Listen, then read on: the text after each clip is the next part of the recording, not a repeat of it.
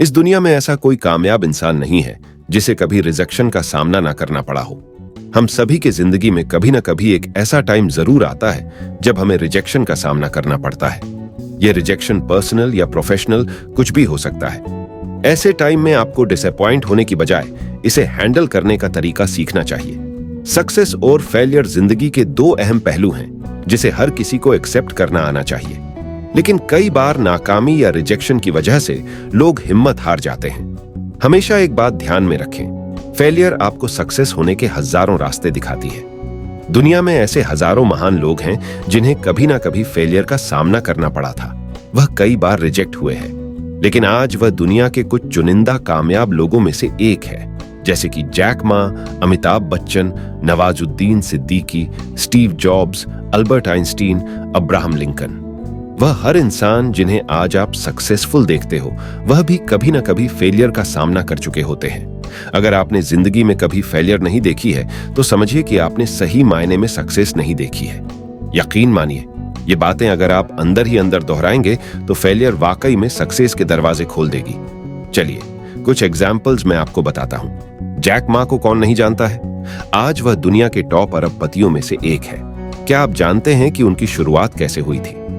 Jack Ma ने जब MBA के लिए हार्वर्ड यूनिवर्सिटी में अप्लाई किया था तो उन्हें 10 बार रिजेक्ट कर दिया गया था। कॉलेज के बाद उन्होंने जिन 30 नौकरियों के लिए अप्लाई किया था उनमें भी उन्हें रिजेक्ट कर दिया गया था। उन्होंने KFC में काम करने के लिए भी अप्लाई किया था और 23 नौकरियों के लिए अप्लाई करने वाले 24 लोगों में से वह एकमात्र ऐसे व्यक्ति थे जिन्हें रिजेक्ट कर दिया गया था। इसके बाद उन्होंने एक कंपनी स्थापित की और अब उनकी संपत्ति 28 बिलियन यूरो से भी ज्यादा है और वह चीन के सबसे फेमस एंटरप्रेन्योर में से एक है। अगला एग्जाम्पल जो मैं देना चाहूंगा वह है इस सदी के महानायक अमिताभ बच्चन जी का, जिन्हें इंडिया के बच्चे बच्चे जानते हैं। उनकी शुरुआत भी बहुत सिंपल और मुश्किल भरी थी। अमिताभ बच्चन जी जब मुंबई आए थे तो उनकी पहचान उनके पिताजी हरिवंशराय बच्चन जी से थी।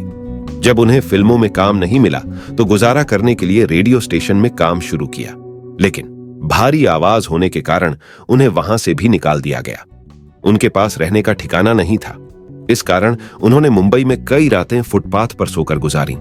उसके बाद उन्हें फिल्मों में काम मिला, लेकिन उनकी एक के बाद एक 7 फिल्में फ्लॉप हो गईं। जब वे वापस इलाहाबाद जाने वाले थे तब प्रकाश मेहरा के रूप में उनकी किस्मत ने उनका दरवाजा खटखटाया और उन्हें जंजीर फिल्म में काम करने का अवसर मिला।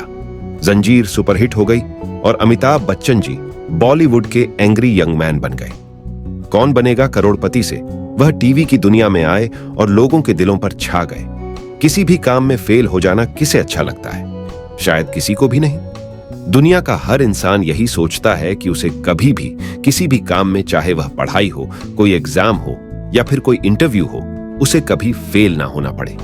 लेकिन रियलिटी ये है कि हर इंसान को अपनी जिंदगी में कभी ना कभी फेलियर का सामना करना पड़ता है और कई बार तो फेलियर बार बार मिलता है, हर काम में मिलता है। जब इंसान कई बार फेल होता है तो उसका कॉन्फिडेंस टूटने लगता है, नेगेटिव विचार आने लगते हैं जिससे वह परेशान और दुखी हो जाता है। फेल होने पर लोग ये सोचने लगते हैं कि उनमें कुछ कमी है या उनमें काबिलियत नहीं है और नेगेटिव थॉट्स का शिकार हो जाते हैं और अपने मन में ये बात बैठा लेते हैं कि अब उनसे कोई काम नहीं होगा, या अब वे कुछ नहीं कर सकते, या अब वे कभी सक्सेस नहीं हो सकते, और फिर वे मेहनत करना बंद कर देते हैं या जिंदगी में आगे बढ़ने के लिए ट्राई करना बंद कर देते हैं। वहीं कुछ लोग ऐसे भी होते हैं जो जिंदगी के हर एक प्रॉब्लम्स का सामना डटकर करते हैं और कभी हार नहीं मानते और अपनी जिंदगी में आगे बढ़ने का ट्राई करते रहते हैं और तब तक ट्राई करते हैं जब तक वे जीत नहीं जाते, सक्सेस नहीं हो जाते और अंत में वे जीत भी जाते हैं। फेलियर जिंदगी का हिस्सा है। फेलियर से थोड़ी तकलीफ जरूर मिलती है, लेकिन एक्सपीरियंस भी मिलता है, एक सबक मिलता है जो हमें पहले से बेहतर बनने के लिए मोटिवेट करता है और हमारी आने वाली जिंदगी के लिए भी बहुत फायदेमंद होता है।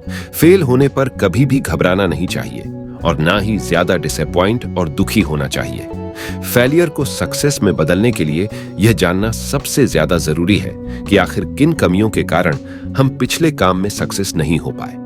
अपनी गलतियों को एनालाइज करें और इस पर काम करना शुरू करें ताकि अगली बार जब आप कोशिश करें तो सफल होने की पॉसिबिलिटी ज्यादा हो। फेलियर पर घंटों सोचते रहने से कुछ नहीं हासिल होगा। बहुत ज्यादा सोचकर अननेसेसरी टेंशन पैदा होगा। इसकी बजाय आपको फेलियर क्यों मिली, इसके कारणों की तह तक जाने की कोशिश करें। खुद से हुई गलतियों को ढूंढें। उन गलतियों को किस तरह ठीक किया जा सकता है, इस पर विचार करें। एक सक्सेस के पीछे हजारों फेलियर्स होती हैं। ऐसा ज्यादातर व्यक्तियों के साथ होता है। ज्यादातर लोगों को सक्सेस पाने के लिए कई बार फेल होना पड़ता है। ये सभी बातें कहने और सुनने में अच्छा लगता है, लेकिन जब अपनी बारी आती है तो इसे आजमाना भूल जाते हैं। एक कहावत है कि सब कुछ आसान होगा तो मंजिल पाने का वो मजा कहां रहेगा। थोड़ी रुकावटों के बाद जब सफलता मिलती है, असली खुशी तो तभी महसूस होती है। दोस्त भले ही कितना भी समझा लें, मोटिवेट करने वाली ढेरों बातें कर लें, लेकिन एक समय ऐसा आता है कि फेल हो जाने का एहसास आपको तोड़ देता है। आप सारी आशाएं खो देते हैं, सोचते हैं कि अब मेरे साथ कुछ अच्छा नहीं होगा। पर यही समय है जब सच में आपको खुद को साबित करना होता है। पूरी दुनिया को बताना होता है कि आप टूटे नहीं हैं, बल्कि पूरी ताकत से फिर से उठेंगे और सफल होकर दिखाएंगे। हो सकता है डिसअपॉइंटमेंट के दिनों में ये सारी बातें बेमतलब की लगें। इस तरह की बातें करने वालों पर गुस्सा भी खूब आएगा, लेकिन पीछे ना हटने की बात आपको भूलनी नहीं है।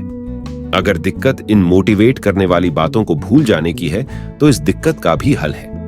कुछ ऐसी आदतें हैं जो डिसअपॉइंटमेंट के टाइम में भी आपको टूटने नहीं देंगी, बल्कि आपको और मजबूती से खड़े होने में मदद करेंगी। इन आदतों के साथ आप फेल होकर भी खुद को आसानी से संभालने का गुण सीख लेंगे। यकीन मानिए, हार कर भी आप हार को महसूस करने के बजाय वापस जीतने के तरीके खोजेंगे। और कैसे होगा ये सब? आइए जानें वो आदतें और बदलाव जो आपको असल में कभी हारने नहीं देंगी।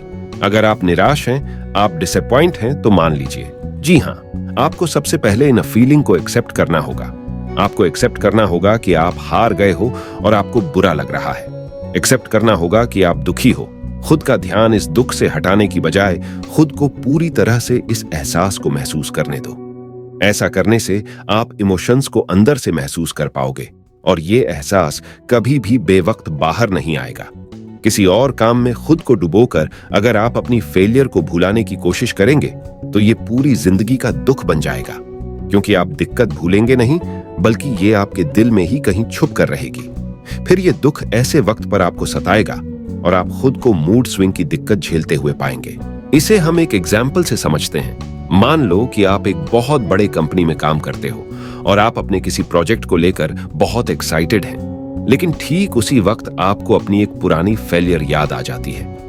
आप एकाएक दुखी हो जाओगे। लोगों के लिए आप मूड स्विंग का शिकार कहलाओगे, क्योंकि आप अचानक से एक्साइटेड होंगे और अचानक से डिसअपॉइंट हो जाएंगे। ये सब कुछ आपका टाइम और मेंटल हेल्थ दोनों खराब करेगा। इसीलिए आपको अपने दुखों को आगे के लिए संभाल कर रखने की बजाय इसे महसूस करके अपने दिल से निकाल देने की जरूरत है। आप एक बार हारे होंगे, दोबारा फिर हारे होंगे, लेकिन इसका यह मतलब बिल्कुल नहीं है कि आप बार बार हारेंगे। जीतने की इच्छा और होप दोनों बनाकर रखना बहुत जरूरी है। ऐसे समय में खुद से बात कीजिए और समझाइए कि एक बार हारने का मतलब यह बिल्कुल नहीं है कि हम बार बार हारेंगे। किसी एक काम में अगर हम हार जाते हैं, तो इसका मतलब यह नहीं है कि अगली बार जीतने की इच्छा छोड़ दें। इस दौरान आप खुद को लगातार कुछ बातें जरूर समझाते रहिए जो आपके अंदर जीतने की इच्छा बरकरार रखेंगी। कल हारे थे, आज हारे हैं, तो जरूरी नहीं कि आप आने वाले कल में भी हार जाएंगे। सच्चाई ये है कि ये हार पूरी जिंदगी के लिए नहीं है, ये बस जिंदगी का बहुत छोटा सा हिस्सा है। जरूरत आगे बढ़ते रहने की है। खुद को हारा हुआ मानने की बजाय सीखते रहने वाले शख्स के तौर पर देखें। चलिए इस वीडियो में आगे बढ़ते हैं और आपको एक कहानी सुनाता हूं। एक बार समंदर में एक जहाज जा रहा था। उस जहाज पर बैठे हुए सभी लोग बहुत खुश थे और एंजॉय कर रहे थे। तभी समंदर में बहुत दूर एक भयंकर समुद्री तूफान जहाज की ओर बढ़ता हुआ दिखाई दिया। इस तूफान की खबर मिलते ही जहाज के सभी लोग इधर उधर भागने लगे। जहाज चलाने वाले सभी सदस्य मौत को आगे देखकर जहाज को छोड़कर अपने भगवान को याद करने लगे। इतने में ही अचानक से उनका कप्तान तेजी के साथ आगे बढ़ता है और जहाज के हैंडल को थाम लेता है। वो जहाज को तूफान की ही दिशा में आगे की ओर बढ़ाने लगता है। इस बात पर सब यात्री उस पर जोर से चिल्लाते हैं, क्या तुम पागल हो गए हो? पर उस कप्तान ने उन सभी यात्रियों की एक न सुनी। और जहाज को उसी दिशा में अकेले ही निडरता के साथ आगे बढ़ाता चला गया। बाकी के सभी लोग डरे सहमे अपने अपने भगवान को याद करते रहे और भगवान से प्रार्थना करते रहे। जैसे जैसे तूफान जहाज के नजदीक आता गया, जहाज एक सूखे हुए पत्ते की तरह लड़खड़ाने लगा। जहाज लहरों के साथ हिचकोले खाता रहा, पर कप्तान ने हिम्मत नहीं हारी और जहाज को आगे बढ़ाता गया। करीब 1 घंटे की मशक्कत के बाद जहाज उस खूंखार तूफान को चीरकर सुरक्षित जगह पर पहुंच गया। इसे देखकर सभी यात्रियों ने उस कप्तान को धन्यवाद दिया और पूछा कि उस संकट की घड़ी में आप अपनी जान हथेली पर लेकर क्यों आगे बढ़े। कप्तान ने कहा, ध्यान से सुनो, जिस समय हम चले थे हमारे आसपास और भी जहाजे थे, लेकिन वो लोग डर कर जहां थे वहीं पर ही रुक गए। इसका रिजल्ट यह हुआ कि या तो वो जहाज अभी भी तूफान में फंसे होंगे या उसमें से ज्यादातर डूब चुके होंगे। लेकिन मैंने हिम्मत दिखाई और आगे बढ़ता गया, और इसका रिजल्ट ये है कि मैं अभी तूफान से बाहर हूं। इस कहानी से हमें यह सीख मिलता है कि डर सबको लगता है, फेल सब होते हैं, लेकिन अगर हम उसे वक्त डर कर उसी जगह फंसे रह गए तो जीवन में कभी आगे नहीं निकल पाएंगे। आप हार गए हो ये याद रखने की बजाय कुछ और बातों को याद रखो जो आपको आगे बढ़ाने में मदद करेगी, जिससे आप दोबारा हारने से डरोगे नहीं, बल्कि जीतने के और मजबूत होने के सपने देखने लगोगे। असल में ये कुछ सवाल हैं जिनको जैसे जैसे आप खुद से पूछोगे, वैसे वैसे आप खुद को हारा हुआ नहीं बल्कि जीता हुआ पाओगे। इन सवालों को याद कर लीजिए। इस पूरी घटना से मैंने क्या सीखा? मैं इस बार की गई गलती से अगली बार कैसे बच सकता हूं? अब मुझे क्या अलग करना चाहिए कि जीत निश्चित हो सके? इन सवालों के जवाबों को ढूंढते हुए हो सकता है आपको कुछ टाइम लगे। हो सकता है कि कोई जवाब आपको तुरंत मिल जाए, तो कोई आपको 2 घंटे या 2 दिन में भी ना मिल पाए। पर याद रखो, जब तक जवाब न मिले तब तक खुद से ये सवाल पूछते रहना जरूरी है। और जब ये सारे जवाब आपको मिल जाएगा तो आपको एक सुकून सा मिलेगा। इस पूरे प्रोसेस का फायदा ये भी होगा कि आप हार पर फोकस ना करके आप हार के कारणों पर फोकस करोगे। उससे मिली सीख और बदलावों पर अपना ध्यान लगाओगे, जो आने वाली लाइफ में आपकी मदद ही करेगा। एक बात को दिल में बैठा लो कि जीत की कहानी अचानक से नहीं लिखी जाती है, बल्कि इसके लिए तो छोटे छोटे कई स्टेप्स आगे बढ़ाने होते हैं। इसके लिए आप अपने बड़े स्टेप्स को छोटे छोटे स्टेप्स में बांट लो। इस तरह से आप हर कदम फूंक फूंक कर आगे बढ़ाओगे। छोटी छोटी कई सफलता आपको सेल्फ कॉन्फिडेंस भी देती रहेगी। इस तरह आगे बढ़ते रहना भी आसान होगा। बस आपको जीतने का रास्ता ढूंढ निकालना है और फिर उस पर बढ़ने वाले कदमों को तेजी से नहीं, धीरे धीरे ही बढ़ाना है।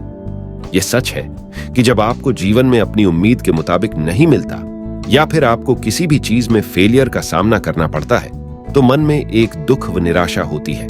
फिर चाहे बात स्कूल के मार्क्स की हो या फिर करियर की। हालांकि फेलियर से ज्यादा इस बात के मायने होते हैं कि आप उसके बाद की स्थिति को किस तरह से हैंडल करते हो। इसलिए रुक जाना नहीं, तू कहीं हार के कांटों पे चल के मिलेंगे साएं बहार के। कुछ लोगों की यह शिकायत होती है कि वह बहुत मेहनत करते हैं, लेकिन फिर भी सक्सेस उनसे दूर भागती है। ऐसा इसलिए होता है क्योंकि वह स्मार्ट वर्क से ज्यादा हार्ड वर्क पर जोर देते हैं।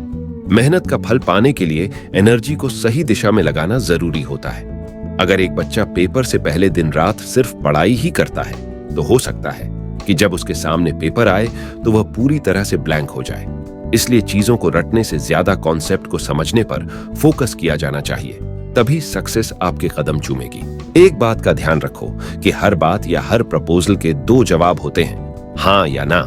और ये कभी जरूरी नहीं होता कि आपको हमेशा हाँ ही सुनने को मिले।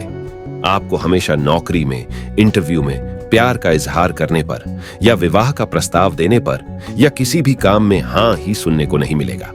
कभी कभी आपको ना भी सुनने को मिल सकता है, फिर चाहे आप उस काम के लिए कितने भी काबिल क्यों ना हो। इसीलिए हर काम से पहले उसकी हाँ या ना दोनों के लिए पूरी तरह से तैयार रहें। फेलियर जीवन का अंत नहीं है। जब आप एक जगह से रिजेक्ट होते हैं, तभी दूसरी कई जगहों पर अवसर तलाशते हैं। रिजेक्शन कोई अंत नहीं है, बल्कि ये तो एक शुरुआत है नए नए अवसरों को तलाशने की और अपनी जिंदगी में आगे बढ़ने की।